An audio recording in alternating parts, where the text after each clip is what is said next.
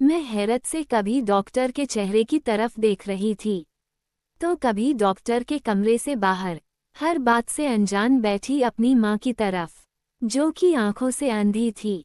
मेरा दिमाग इस बात को कबूल नहीं कर पा रहा था कि जो मेरे कान सुन रहे थे वो एक नाकाबिले यकीन वाली बात थी। मेरा सर बुरी तरह से चकराने लगा। मेरे दिल की धड़कन तेज तेज चलने लगी थी। मेरे चेहरे पर पसीने की कतरे बहने लगी थी। ये कैसे मुमकिन था? मैंने हथेली से पसीना साफ किया। बड़ी शर्मिंदगी से डॉक्टर के हाथ से रिपोर्ट ली और उनके कमरे से बाहर निकलकर मम्मी का हाथ पकड़ा और इन्हें क्लिनिक से बाहर ले आई। कुछ दिन से मम्मी की तबीयत ठीक नहीं थी। जो भी खाती थी जी मचलाने लगता था। मुझे लगा कि इनका हाजमा खराब हो गया है, इसलिए इन्हें करीबी क्लिनिक पर ले आई, लेकिन जो खबर मुझे सुनने को मिली, मेरे होश उड़ गए थे। मुझे डॉक्टर ने अकेले में अपने कमरे में बुलाया था। मम्मी बाहर कुर्सी पर बैठी थी। मुझसे बड़ी राजदारी से यह खबर डॉक्टर ने सुनाई, क्योंकि इस उम्र की औरत कम ही प्रेग्नेंट होती थी। मैं मम्मी का हाथ थामे गुमसुम सी इन्हें अपने घर पर ले जा रही थी। कौन कर सकता है ऐसी घटिया हरकत? मेरे घर में बस 3 मर्द थे, मेरा पति, मेरा ससुर और मेरा छोटा जवान देवर। अब तक तो सब कुछ ठीक ही चल रहा था। मेरी मम्मी पूरा दिन मेरे साथ साथ रहती थी। जब मैं किचन में काम कर रही होती थी तो वहाँ किचन में रखी टेबल पर बैठ जाती थी। मुझसे बातें करती रहती थी। पूरा दिन घर पर ना मेरे पति होते थे और ना ही मेरा देवर। सिर्फ ससुर होते थे जो सुबह मंदिर चले जाते थे। कभी कभी तो वह बाहर अपने दोस्तों में बैठे रहते थे और रात को कभी कभी देर से लौटते थे। मेरे पति कुणाल की मां के देहांत को 7 साल बीत गए थे। मेरे ससुर ने शादी नहीं की थी। देवर भी मेरी और मेरी मां की बहुत इज्जत करता था। ज्यादातर अपने काम से काम रखता था। ना तो इसने कभी मुझसे घनिष्ठ होने की कोशिश की थी और ना ही कभी मेरी मां से। बस हरिओम करने के अलावा वह बात भी नहीं करता था। मेरे पापा के मरे हुए 2 साल बीत गए थे। मेरे रिश्ते तो बहुत आते थे, लेकिन मैंने शादी की एक ही शर्त रखी थी कि मैं अपनी मां को अकेला नहीं छोड़ सकती थी, क्योंकि वहां अंधी थी, अकेली घर पर नहीं रह सकती थी। मैं उनकी देखभाल करती थी, इसलिए इन्हें तन्हा भी नहीं छोड़ सकती थी। यही वजह थी कि मेरा अब तक रिश्ता तय नहीं हो पा रहा था, क्योंकि जिस घर में पहले से लड़के की मां मौजूद होती तो वह ये बात कैसे बर्दाश्त कर सकती थी कि उसके घर में बहू के साथ इसकी मां भी आकर रहने लगे। इसलिए जो लोग मेरे साथ शादी पर राजी हुए, इनके घर कोई औरत भी नहीं थी। बस 3 मर्द थे, एक मेरा पति और इनके पिता और छोटा भाई। जब मैं विदा होकर ससुराल पहुंची तो मम्मी के लिए एक अलग कमरा मौजूद था। मेरे पति मेरी मां की बहुत इज्जत भी करते थे। देवर यूनिवर्सिटी में पढ़ता था, ज्यादा वक्त घर से बाहर ही रहता था, इसलिए ऐसा कुछ भी नजर नहीं आ रहा था कि मैं इन लोगों पर शक करती। लेकिन जो रिपोर्ट इस वक्त मेरे हाथ में थी वह मुझे कुछ और ही समझा रही थी। ना चाहते हुए भी मेरी सोच अपने घर में मौजूद मर्दों की तरफ जाने लगी। मैं एक बहुत बड़ी मुसीबत में फंस चुकी थी। बेशक मेरा पति बहुत अच्छा था, मेरा और मेरी माँ का बहुत ख्याल भी रखता था। मेरी माँ के साथ जो हुआ था, अगर यह बात मैं ससुराल में पूछती तो यकीनन माँ के साथ मुझे भी घर से बाहर कर दिया जाता। मैं बहुत परेशान थी। जब घर पहुंची, मम्मी को कुछ भी नहीं बताया। इन्हें जैसे ही खबर सुनाती, इनका तो शायद ये सुनकर बीपी हाई हो जाता। वह पहले ही ब्लड प्रेशर की मरीज थी। मेरा दिमाग बिल्कुल काम करना बंद कर चुका था। किस पर शक करती? कौन था जो ऐसी घटिया हरकत कर रहा था? घर पहुंचकर चकराते सर के साथ मैं अपनी मां के कमरे में ही इनके साथ बैठ गई। क्या बात है बेटा, कब से चुप होकर बैठी हो? क्या कहा डॉक्टर ने? जब मम्मी ने पूछा तो मैं सोच में पड़ गई, क्योंकि मैं बहुत बातूनी किस्म की लड़की थी। हर वक्त बातें ही करती रहती थी, लेकिन आज तो जैसे मेरी बोलती ही बंद हो चुकी थी। हाँ, कुछ नहीं मम्मी, डॉक्टर ने दवा दी है, आप ठीक हो जाएंगी। मम्मी आप आराम करें। ये कहकर मैंने मम्मी को इनके बेड पर लिटा दिया और खुद किचन में काम करने चली गई। मेरा दिमाग अपनी माँ की तरफ था। वह आंखों से नहीं देख सकती थी, पर महसूस तो कर सकती थी ना कि कोई इनके करीब आता है। कौन हो सकता है, मेरा ससुर या फिर मेरा देवर? मेरे दिमाग की नस खींचने लगी। मेरा सर बुरी तरह से चकराने लगा। मुझे कोई भी राज सच्चाई नहीं दे रहा था। क्या करूं, किससे बात करूं? पति अपने बाप और भाई के बारे में कभी भी ऐसी बात बर्दाश्त नहीं करेंगे, और मम्मी से कैसे बात करूं? कैसे बताऊं इन्हें? जब कुणाल ऑफिस से वापस आए तो मेरे लिए गुलाब के फूल का गजरा लेकर आए थे, लेकिन मैं मुस्कुरा भी ना सकी। मैं जिस मुसीबत से गुजर रही थी वह मेरे लिए नाकाबिले बर्दाश्त सी थी। मुझे चुप देखकर कुणाल मुझसे कहने लगे, क्या हुआ, चुप क्यों हो? तबीयत तो ठीक है ना तुम्हारी? मैं क्या जवाब देती? मैंने कहा कि मेरे सर में दर्द है। कहने लगे, खाना खा लो फिर दवाई ले लेना। मैं सोच रहा था कि खाने के बाद लॉन्ग ड्राइव पर जाएंगे, लेकिन तुम्हारी तबीयत ठीक नहीं है, इसलिए तुम आराम करो खाना खाकर। मैं अपने कमरे में आ गई। मम्मी की रिपोर्ट अलमारी में छुपा दी। मैं ये जानना चाहती थी कि आखिर मम्मी के कमरे में आता कौन है। रात को जब कुणाल कमरे में आए तो मैंने कहा कि मम्मी की तबीयत कुछ ठीक नहीं है। वो मुझसे मम्मी के बारे में पूछने लगे। मैंने कहा कि कुणाल, मैं मम्मी के साथ सोना चाहती हूँ, इनकी तबीयत ठीक नहीं है। मेरी बात सुनकर उन्होंने एतराज नहीं किया था। कहने लगे, इसमें पूछने की क्या बात है, तुम अपनी मम्मी का ख्याल करो। कुणाल बहुत अच्छे इंसान थे, मुझे कभी मेरी माँ के मामले में सख्ती नहीं करते थे। मैं मम्मी के साथ जाकर लेट गई। मम्मी सो रही थी, लेकिन नींद में इनकी बुदबुदाहट सुनकर मेरे तो होश उड़ गए। इसका मतलब कोई रात को मेरी माँ के पास आता है और इनके साथ पूरी रात। मैं रात भर सो नहीं पाई। कोई कमरे में आया भी नहीं था। सुबह नाश्ते के बाद कुणाल और मेरा छोटा देवर घर से चले गए। मेरे ससुर अपने कमरे में चले गए। मैं मम्मी को अपने कमरे में ले आई। मैंने मम्मी से पूछा कि रात को इनके कमरे में कौन आता है।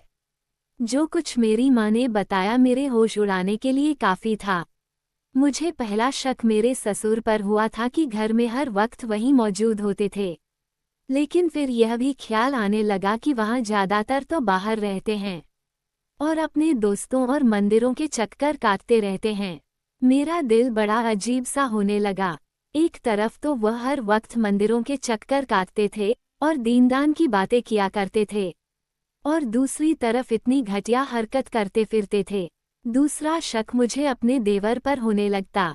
वह रात तक जागता था क्योंकि उसके कमरे से टीवी की आवाज़ आ रही होती थी। एक बार मुझे ये कहने लगा कि आप बिल्कुल अपनी माँ पर गई हैं। आपकी मम्मी बहुत खूबसूरत हैं। आपकी माँ की बजाय बड़ी बहन लगती हैं। ये बात उसने मेरी शादी के शुरू के दिनों में कही थी, तो मैंने हंसकर टाल दी थी। लेकिन अब दिमाग में ऐसी आग सी लग गई थी जो कि नाकाबिले बर्दाश्त से थी। कोई मेरी माँ को बेहोश करके इनके साथ जबरदस्ती करता था। मेरी माँ को महसूस होता था कि इनके साथ कुछ गलत काम किया जा रहा है, लेकिन वहाँ नींद में होती थी। मेरे लिए यह बात एक नाकाबिले बर्दाश्त सी थी। शर्म नहीं आती उस शख्स को कि एक अंधी, बीमार औरत को हवस का निशाना बनाते हुए। मेरी बेबसी ये थी कि अगर मैं आवाज़ उठाती तो तलाक का दाग मुझे मिल जाता। कुणाल लाख अच्छे सही, लेकिन अपने बाप के खिलाफ कोई बात नहीं सुनेंगे, ना ही मानेंगे, क्योंकि जितनी वह मेरी माँ की इज्जत करते थे उतनी ही वहाँ अपने बाप की भी इज्जत करते थे। जबकि मेरे ससुर भी मेरी माँ को बहन जी कहते थे। मेरे सामने तो उन्होंने कभी नज़र उठाकर भी मेरी माँ को नहीं देखा था, लेकिन जो कुछ वह शराफत की आड़ में कर रहे थे वह बहुत घटिया काम था। मुझे अपने ससुर पर गुस्सा आने लगा। मुझे याद आने लगा, जब मैं काम कर रही होती थी तो मम्मी मेरे साथ किचन में होती। मेरे ससुर कभी किचन में आकर मुझसे कहने लगते हैं कि मैं उनके कमरे की चादर बदल दूं। मैं किचन से निकलकर इनके कमरे में जाती और जब इनके कमरे की सफाई करके वापस आती तो किचन में अपने लिए वह चाय बना रहे होते। जब मैं किचन में आती तो कहती, मैंने सोचा तुम थक गई होगी, इसलिए मैंने चाय खुद बना ली है। और मुझे मुस्कुराकर देखकर वह अपना कप उठाते और किचन से बाहर निकल जाते। उस वक्त मुझे ये बात आम सी लगी थी। लेकिन अब तो हर आम सी बात पर मुझे शक होने लगा था। एक बार वह बाजार से मेरे लिए फल लेकर आए तो 1 किलो अलग से मुझे पकड़ा दिए। कहने लगे, तुम्हारी माँ कमजोर होती जा रही है। तुम शायद झिझक की वजह से इनके लिए कुछ मंगवाती नहीं हो, इसलिए यह फल उन्हें काट कर खिला देना। उस वक्त भी मुझे ये लगा कि मेरी माँ का वो ख्याल कर रहे हैं। मेरी रात में आंख खुलती तो कुणाल कमरे में ना होते। फिर काफी देर बाद वह कमरे में आते, मैं पूछती कि आप कहाँ गए थे तो कहने लगते, मुझे सिगरेट पीने की आदत है। रात को जब पापा गहरी नींद में सो जाते हैं तभी आंगन में जाकर पीता हूँ, वरना पापा को फौरन सिगरेट की बदबू आ जाती है और तब वो मुझे बहुत डांटते हैं। मैं मुस्कुराकर कहती कि वो आपके फायदे की ही बात करते हैं। वहाँ मामूली सी बातें जो आम घरों में हो जाती हैं। मुझे वह सब बातों पर शक होने लगा था। मेरी माँ इस उम्र में एक बहुत बड़ी कष्ट में पड़ चुकी थी, एक ऐसी तकलीफ में जिससे वह अनजान थी, और मेरे लिए यह बात उतनी ही तकलीफ भरी थी कि मैं कैसे अपनी माँ को ये सब सच बताती जो मैं डॉक्टर से सुनकर आ रही थी। वहाँ ये बात सुन नहीं सकती थी, लेकिन अगर ना भी बताती तो भी यह बात कौन सी छुप सकती थी। मैं अब तक चुप थी, लेकिन अपने अंदर किस तकलीफ और दुख से गुजर रही थी यह मैं ही जानती थी। अब मैं रोज कुणाल से बहाना बनाती कि मम्मी की तबीयत ठीक नहीं है, मैं अपनी मम्मी के पास सोने जा रही हूँ। रात भर मुझे इस शख्स का इंतजार रहता जो मेरी माँ को कष्ट देने का वजह बन रहा था। कुछ दिन तो कुणाल चुप रहे, लेकिन इसके बाद मुंह से तो कभी कुछ नहीं कहते थे, लेकिन मुझसे कुछ उखड़े उखड़े से रहने लगे। लेकिन उनकी नज़रों में मेरे लिए शिकवे साफ नजर आ रहे थे।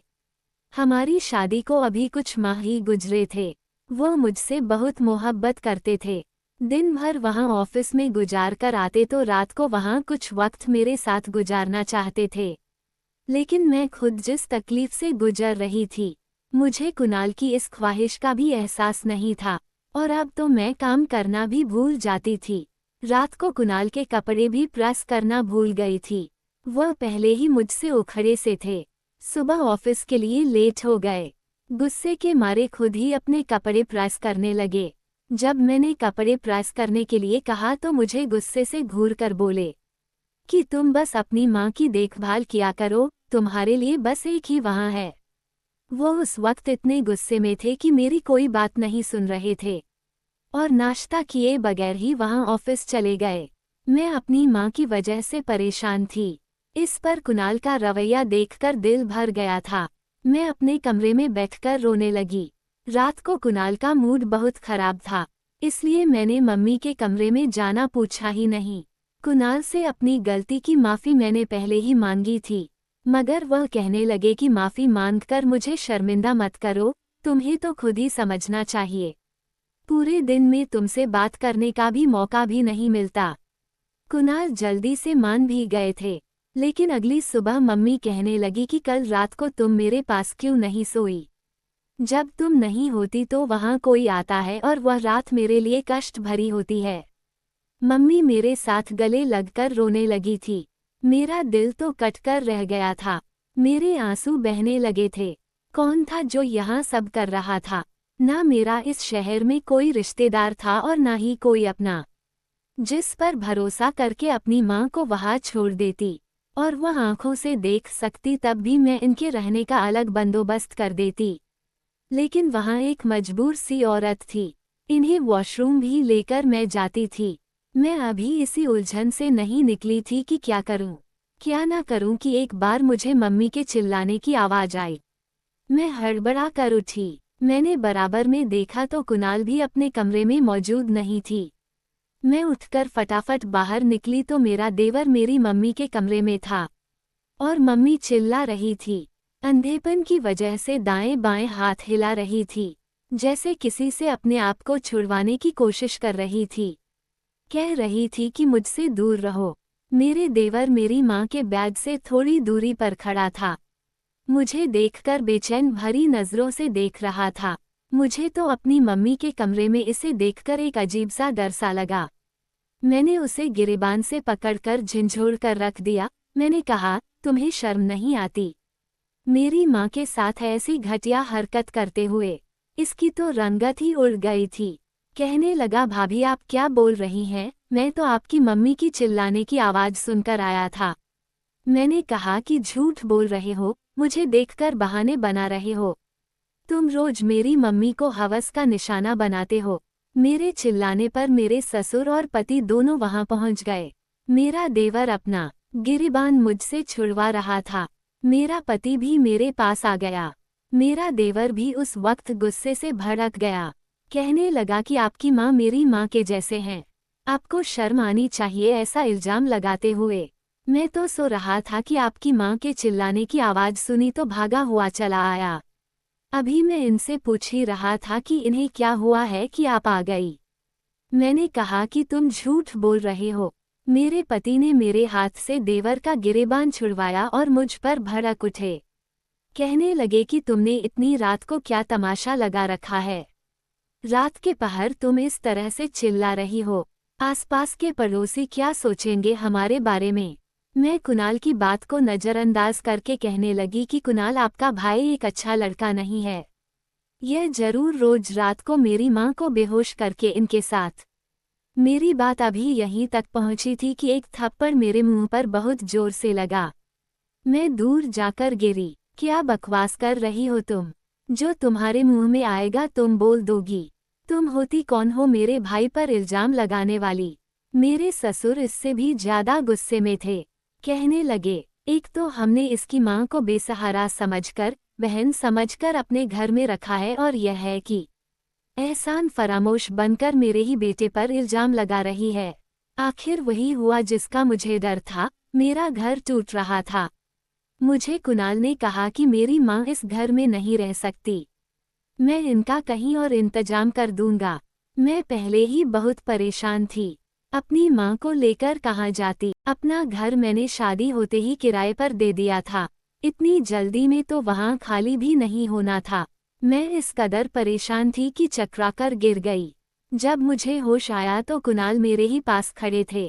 कुछ फिक्र और कुछ गुस्से में थे। मुझे ड्रिप लगी थी। डॉक्टर कुणाल को मेरा ख्याल रखने की सलाह दे रहे थे। वह बिल्कुल खामोश थे। मेरी ड्रिप खत्म होते ही वह मुझे घर ले आए। मुझे कमरे में ले जाकर बिठा दिया। खुद भी मेरे सामने बैठ गए। कहने लगे कि जो घटिया इल्जाम तुमने मेरे भाई पर लगाया है, अगर तुम अपनी माँ का इंतजाम कहीं और ना करती तो मैं तुम्हें रात को ही तलाक देकर घर से निकाल देता। लेकिन तुम बेहोश होकर गिर गई थी और इंसानियत का नाता था कि मैं तुम्हें अस्पताल ले जाता। लेकिन जो खबर मुझे तुम्हें वहां ले जाकर सुनने को मिली, मैं तुम्हें अब कभी भी नहीं छोड़ सकता। तुम मेरे बच्चे की माँ बनने वाली हो। मैं इनकी बात किसी बेजान लाश की तरह बैठी सुन रही थी। मेरे लिए ये खबर कि मैं उम्मीद से हूँ बहुत बड़ी खुशखबरी थी। लेकिन जिन हालात से मुझे गुजरना पड़ रहा था, मुझे समझ नहीं आ रहा था कि मुझे खुश होना चाहिए या रोना चाहिए। मेरे आंसू बहने लगे। मैं अपनी तकलीफ के हाथों थक चुकी थी। कुणाल की बात अभी भी जारी थी। कहने लगे, देखो मीनाक्षी, मैं तुम्हें बहुत चाहता हूँ। तुम्हारी माँ की भी बहुत इज्जत करता हूँ। हमारे बाप ने हमें औरत की इज्जत और आदर करना सिखाया है। मोहल्ले भर में कभी हमारी ऐसी कोई बात सुनने को नहीं मिली। जो इल्जाम तुमने आज मेरे भाई पर लगाया है वह बहुत ही बेहुदा था। बेहतर यही है कि तुम इससे माफ़ी मांगो। पापा भी बहुत गुस्से में हैं। अगर तुमने माफ़ी ना मांगी तो तुम्हारी माँ यहाँ नहीं रह सकेगी। अब तुम सोच लो कि तुम्हें क्या करना है। मुझे तो ये सोचकर हैरत है कि तुमने ऐसा सोच भी कैसे लिया। वो मुझे ताज्जुब से देख रहे थे। मैंने उठकर अपनी मम्मी की रिपोर्ट कुणाल के सामने रख दी और रोने लगी। कुणाल ने रिपोर्ट ली और खोलकर पढ़ने लगे। एक झटका सा तो उन्हें भी लगा। कुणाल बार बार रिपोर्ट पढ़ने लगे। मैं हिचकियों से रोने लगी। मैंने कहा कि इसे पढ़कर मुझे क्या सोचना चाहिए। कुणाल, मेरी माँ कुछ माह से यहाँ मेरे साथ इसी घर में रह रही है और रात को कोई इन्हें नशे की दवा सुंघाकर बेहोश कर देता है। कुणाल, वह देख नहीं सकती, वरना पहचान जाती कि कौन है। मैं किस पर शक करूं? कुणाल, मुझे तुम्हारे भाई से माफ़ी मांगने पर कोई एतराज नहीं। मैं अपना घर बचाने के लिए आपके भाई से हाथ जोड़कर माफ़ी मांग लूंगी। लेकिन मुझे बताओ कि जिस कष्ट से मैं और मेरी माँ गुजर रही हैं, इसका जिम्मेदार कौन है? आप मेरे पति हैं, आप मेरे रक्षक हैं। आपकी शराफत की गवाही में मोहल्ले वालों से क्या लूं? आप मुझे बताएं कि मेरी माँ आपके घर में रहते हुए भी असुरक्षित कैसे हो गई? इसका कौन कसूरवार है? मुझे तलाक देकर घर से निकाल देना आपके लिए आसान है, ताकि आप लोगों की झूठी शराफत का भी भरम रह जाए। अगर आप इतने ही सच्चे हैं तो मुझे एक डीएनए की रिपोर्ट दिखा दे। सच सामने आ जाएगा और अगर कसूरवार आप में से कोई हुआ तो ये भी बता दे कि उसे क्या सजा दी जाएगी। मेरा लहजा सख्त सा हो गया था। कुणाल ने कहा कि अगर कसूरवार हम में से कोई हुआ तो इसे पुलिस के हवाले कर देना। कुछ ही दिनों बाद तीनों की रिपोर्ट मेरे सामने रखी थी। जब मैंने रिपोर्ट देखी तो मेरे होश ही उड़ गए। डीएनए की रिपोर्ट के मुताबिक वो तीनों ही बेकसूर थे। मैं ये भी समझ लेती कि उन्होंने रिपोर्ट गलत बनवाई है, लेकिन कुणाल मुझे खुद अस्पताल ले गए थे और जिस लेबोरेटरी से टेस्ट हुआ है वहाँ एक जानी मानी लैब थी। अब तो मैं असमंजस में पड़ गई थी। कौन था जो मेरी माँ के साथ यहाँ सब कुछ कर रहा था? कुणाल ने मेरी माँ के कमरे में एक कैमरा लगा दिया और जैसे एक शख्स मेरी माँ के कमरे में दाखिल हुआ, कुणाल मेरी माँ के कमरे में चले गए और उसे पकड़ लिया। उसने नकाब पहन रखा था। जब नकाब उतरा तो हैरान रह गए, वहां तो हमारी गली का फकीर था। मम्मी के कमरे की खिड़की पिछली तरफ खुलती थी। वहां एक गली थी, वहां फकीर वहीं से अंदर आता था। मेरी माँ को नशे की दवा सुंघाकर इनके साथ गलत काम करता था। कुणाल ने उसे पुलिस के हवाले कर दिया। मैंने सबसे हाथ जोड़कर माफ़ी मांगी थी। फिर यहाँ सोचा कि हर इंसान बुरा नहीं होता। कुणाल ने भी मुझे माफ़ कर दिया, साथ ही मेरे देवर और मेरे ससुर ने भी। उन्होंने कहा कि बेटी अगर तुम्हारी जगह कोई और होता तो शायद वह भी यही सोचता। फिलहाल अब मैंने मम्मी का अबॉर्शन करवा दिया, क्योंकि इस उम्र में मम्मी बच्चा पैदा करती तो दुनिया वालों को क्या मुंह दिखाती। और अब अपने माँ बनने की खुशखबरी मैंने घर में सबको सुना दी। मेरी माँ बनने की खुशखबरी सुनने के बाद घर में सभी लोग बहुत खुश थे और पुरानी सारी बातों को भूल गए थे। अब तो बस एक नन्हे मेहमान के आने की बारी थी। उसके आते ही मेरे घर में पहले की तरह फिर से रौनक हो जाएगी। लेकिन मम्मी के साथ जो हुआ था उसे मम्मी अभी तक भुला नहीं पाई थी। मम्मी अभी तक गुमसुम सी रहती थी और बहुत ही कम बोलती थी। ज्यादातर अपने कमरे में खुद को बंद रखती थी। मेरे ससुर, मेरा देवर और मेरा पति उन्हें किसी तरह फिर से पहले की तरह हंसाने की कोशिश में लगे रहते थे। 9 महीने बाद जब मैंने एक नन्ही सी परी को जन्म दिया तो घर में खुशियां लौट आई। मेरी माँ भी मेरी बेटी के साथ घुल मिल गई और उन्होंने अपने पहले के सारे दुख भुला दिए।